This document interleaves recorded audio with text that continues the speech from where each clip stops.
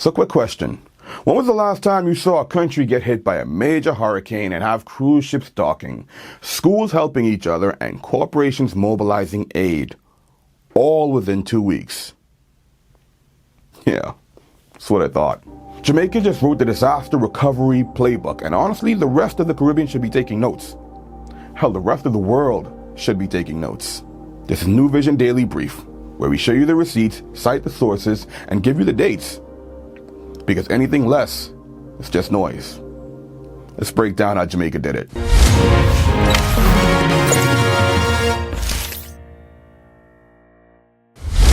Let's start with something that you might not expect from a disaster zone.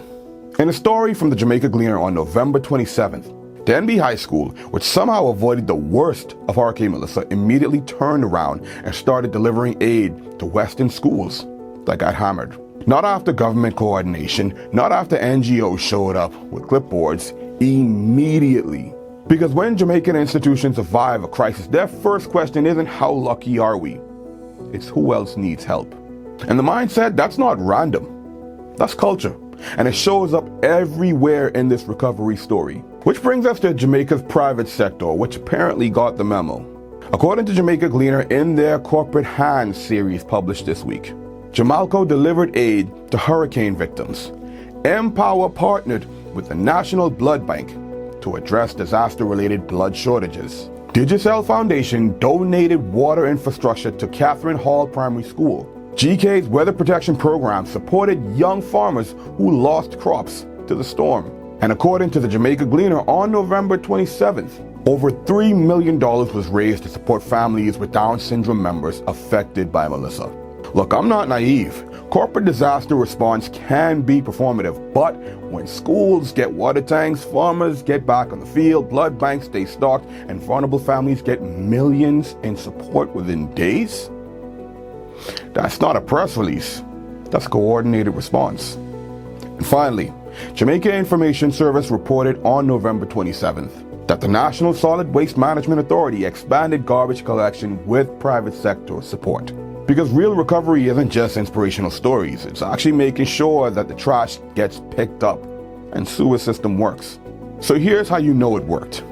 In an article posted by Caribbean News Global on Tuesday, November 26, Jamaica welcomed its first cruise ship since Hurricane Melissa, Norwegian Cruise Line, less than 2 weeks after a major hurricane. Tourism Minister Edmund Bartlett said this signals that over 12,000 visitors are expected by the end of November.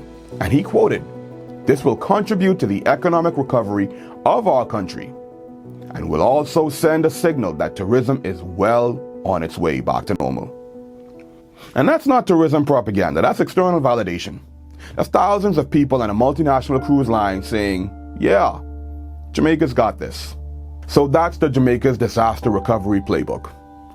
Lead with values, coordinate your institutions, document everything, and show up before anyone asks you to. Every story sourced, every claim documented, every date on screen. That's the standard. Hit subscribe if you want this level of sourcing in your feed every day. No doom scrolling required. Drop a comment with updates from your corner of the diaspora. We read them, we reply, and we cover what matters to you. And grab our newsletter at NuVisionMedia.org. It hits your inbox with the weekly standards that you just saw here. If you need proof that Caribbean coverage exists, forward it. Jamaica didn't just recover from a hurricane. Jamaica showed the rest of us what coordinated resilience actually looks like. See you on the next one.